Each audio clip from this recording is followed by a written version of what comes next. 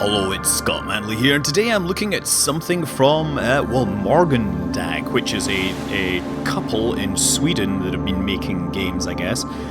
And the title they have just launched is called RymdResa, or RymdResa, I don't know. I probably am mispronouncing that, and if Sweden is anything like the Germans, they will be correcting my pronunciation of all these things. But when home is no more... when home is no more. What happens when home is no more? Bad things. But bad things in a very poetic and artistically stylish world. So, this is a very small indie game, and it essentially follows a person that has escaped the destruction of Earth and tries to layer in some poetry, which is really interesting. You died. Watched it explode. Watched it burn. Observed the explosion. Observed the fire. Thinking of you. Yeah, there's a lot of that, where things happen and then this voice comes in and starts reading a little bit of thoughts or feelings or whatever about being the only person left in this universe. Beyond that, the game is... It's a very simple game to start out with. You know, on the first level, and obviously this is playing with a slightly more advanced ship. You see I'm level 22 here. But from here, you know, you are flying around, clicking the mouse button to fly, trying not to fly into things. And initially, you're just supposed to kind of follow around and look for the landmarks so you can find a place that you can use to rebuild the human race. A place that you can start to construct a mothership. So yeah, cool music. Abstract colors. There's a lot of graphics that come from interesting sources, a lot of satellites, and this is like a nebula, a dust cloud. And for this I get, space points and resources. If you run out of resources, you are dead. And with you, the rest of the human race. That shadow trail, incidentally, is a thing that I unlocked through the research system. Every now and then you'll find these light bulbs which will will give you the ability to unlock things. Oh, yeah, trying to research items so that I can get resources and space points. Space points allow you to buy things and there's experience as well, and oh dear, I'm really hurt. So what I'm doing is using a scanner there. The scanner will look for space dust and bring it in, and because of a particular feature I've unlocked, I get resources for every bit of space dust I collect, which makes things a little easier because space dust is a lot more common than planets, for example. We're in the forgotten area. Oh, there we go. It looks like a fireball here. A burning ball chasing targets, a ball of energy, being of its own, the beginning of everything or the end. Yeah, very interesting descriptions. I'm sure there's a lot of you already saying, I don't know, poetry in games, this may not be my thing. And it probably isn't everyone's thing. But the game does stand out, and that's why I wanna take a look at it. Now, time runs, and every couple of years... Another chapter. The fear of death drives me, I said, though I hardly knew what the words meant. Yeah, every couple of years you'll get a little bit of experience, a little bit of rewards, and a bit of poetry just to encourage you to continue, although some of it sounds pretty depressing. But hey, if you're the only human left alive in the universe, then you might be a little down. There, that was a nice trick, using the star scanner to instantly break myself. I'm in the tulip zone right now. Time to make some economic investments in flowers or something, right? The whole tulip bubble was a really interesting part of history that's worth reading about. You may find some parallels with certain modern bubbles. Okay, here we are. Look, this is a dead planet, or a dying planet here. So I get up, right-click. A planet on the very edge of life, the very last breath. Massive radio disturbance flowing from its center.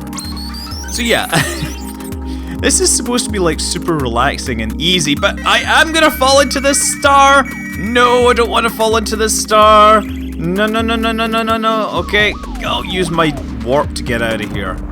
Whew. Okay, so actually let's just skip forward and take a look at the next phase of the game. Chance. Pioneers inhabit this new world of ours, operating in new areas, discovering, creating a new history.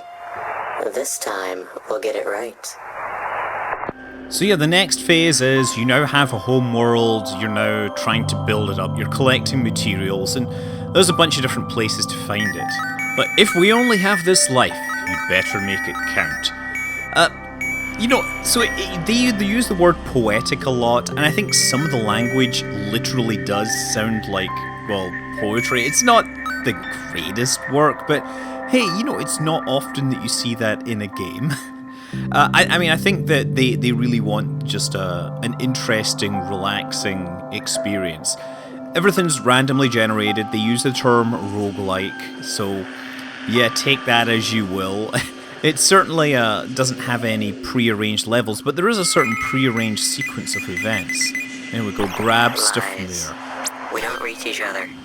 Correction. I have never been able to reach. No. The space confusion is real. And we found some more resources here. So there's a lot more than just stardust to find. I'm obviously collecting the stardust because that's building up my experience. And you can see that I've been going for like 20 years now. So what happens is, of course, the longer you're out there, the more everything's worth.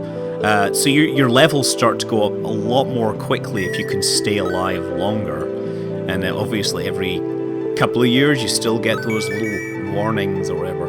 Lost memories. Oh, what's that? We get some materials floating from an asteroid. Oh, that's interesting, I think. And some more sparkly words. Was this love? That's very hard to tell because I'm not sure what love between spaceships actually looks like. But presumably it would involve the occasional docking. So just obviously popping some stats on my character. This is just kind of regular growth. I haven't really felt that I should focus on one thing or another. That would require too much thinking, and to be honest, I rather like the more relaxed way of just taking things as it comes. So let me just take a look. Oh, it's a noon prospect. Grabbing...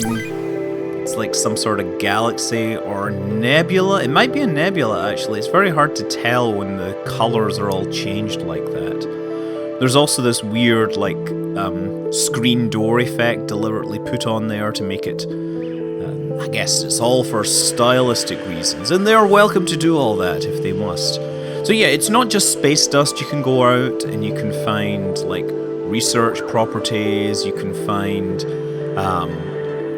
items which are consumables, items which expand your spaceship. Oh, what's this here? This looks like a bunch of... Oh, don't want to crash into that. I'll come back to that when there's no beasties hanging inside it. These ones aren't quite as dangerous, although they look more dangerous than the asteroids. The asteroids are the worst things to hit, I think. Oh, look! There's a ton of stars next to my home, so I get a lot of free stars. And lots of free resources and experience and stuff. I have now unlocked a new level, so what should I bring up? The automated seeker droid? That's a good idea, I'm going to bring that. So this is a bonus item, consumable, which is in the bottom right there. So it flies out to search for useful stuff and then brings it back. I'll have to try that. Yeah, the consumables you can assign to triggers 1 through 4, so you can bring them up quickly. Mostly the consumer... Oh, and I get a free item. I can spawn a starfield, protection sonar, or just get straight up space points. Let's spawn... There we go. It must be written. I've been thinking, and I've come to the conclusion that I need to make a list. A list including everything, every little detail. Lists, they can be good to have, really good, as a consolation, like little rays of sunshine and channels of order in one's life. Channels of order in one's life. I think I need that sometimes. Things do feel a little chaotic. Let's actually just start researching. This is going to take 40 minutes to research the sun neutralizer. Now, I will point out the game describes itself as being non-violent. There aren't supposed to be any guns on your ship or anything, but I have to say, being able to neutralize a sun does sound like quite a dangerous thing to do if, say, somebody relies on that sun for their solar power and life. Ah, here's some green stuff. So the green stars here, those are the materials which you need to deliver to the planet. Sometimes you find the materials inside planets, sometimes they're just straight up floating in space for me to float around. Now if I don't use any power, any rockets, then my resources will remain constant. There we go, see if my droid comes up with anything. Nothing. Dreaming away my life, and the remains of the importance are left on the road. Too much of nothing and non-awareness. Well, that's certainly something to think about, but right now I am trying to kind of repopulate this planet. And we found 50 resources, which wasn't really that helpful. Ooh, fields of green, and big red stars. Okay, very carefully try to pick these things up without falling into the giant fusion reactor there. Gravitationally bound fusion reactor. There we go. I mean, this is something that you have to realize about fusion power. You know how Lockheed is talking about their high Q device? Oh, lava planet. I've discovered a lava planet. Great. No place for me. I will never find my place among the living again. That I know. And I know that I one day will have to leave. But I'm a damn good pretender. Okay. Yeah, what was I saying? Yeah, high Q devices. So, you know, fusion reactions, you gotta hold everything together and keep it hot enough for long enough. And we are trying to do that on Earth with magnetic fields because the electromagnetic force is stronger than the gravitational force. To hold a fusion reactor together with the gravitational force, you need something the size of a star. Okay, and we found some resources in this cloud here. These things here will throw me around, but I don't need to use them. Some of these rocks flying through space are actually pretty dangerous. Although at this point, I actually do have plenty of resources and a fast way of getting them. Oh man, that hurt. But I have resources. Oh, look at this. Almost 1,000 materials. Oh, and I can look at these things. What have I got? What is that? That is some sort of consumable. That is something... Wow, I've got tons of things here. Legendary. I have no idea what that means, but it does say legendary item, so one would presume that it's better than a regular item. But having not played this game enough, I don't know really how legendary actually is. Oh, and I get an achievement for going closer to the light. I'm not sure what that is. So let's take a look. We have the Eric's engine of water and the popular data bank of ice cream. I think that ice cream would be a nice thing to have on this ship. Wait, do I drag this? Yes, drag it over there. Let's actually load up my ship. Let's replace the engine with the engine of water and the perfect aura of matter, which hopefully does in fact matter. I'm guessing that's what that aura is around my ship. Or maybe not. I don't know. We'll find out. But certainly, I don't know if I would consider that little circle around my ship to be that legendary. Oh, especially since it still hurts to collide into things. Maybe I'm misunderstanding what the term legendary is. Maybe it's just like the word legendary starting to get overused, like the word awesome. You know, I'm no longer in awe of things which people are describing as awesome. Indeed, I am generally not filled with awe at things. Oh! Ow! That's not good. Let's send him off to find some loot that will perhaps recharge my resources. Ah, yes, stars! Those are my lifeblood. They keep me alive. I'm just consuming this space dust. They call them stars, but they're more like space dust. Okay. And have I got enough materials? Yes! Yes, on to stage 8. And we're still going. I guess this is multiplying what we get. 984, so close, but we can unlock our last expansion, which will be the refueling thing. Okay, and we just need a tiny amount to complete this. I see down the bottom it says, in this nowhere exist dreams of the past. I'm presuming that may in fact be title of the music, but I don't actually know. I mean, this is very relaxing music right now. Let's just remember to actually increment all my skill points. And there we go. Oh wait, you know what, actually, hold on, we're level 20. Oh yes, so we can unlock a new skill. Extra shield or extra hull. I think I'm gonna go with extra hull because it says I don't actually have a shield at this time. Roaming free in space with the supernova and a ton of green for my planet. Max stage reached, and the rest is going to space points. Explore. Okay, so now, oh, so we get, wait a second, we have the Vendela Ethereal, the Morgendog Eon Explorer, or the Kim Adept Cruiser, cunningly named after the two developers and their company, but it says choose carefully, the selection is permanent. I think I'll go with Vendela because I think she's the one that first approached me. I heard, I smelled, I saw it. The darkness. Realized that the door was closed, never to be reopened, but it felt very pleasant, because the darkness... It was not black, but white. Okay. There is nothing left to understand. My whole world has gone mad. Yes, he's going space crazy. But we have a mothership, and we have upgrades and things, I guess.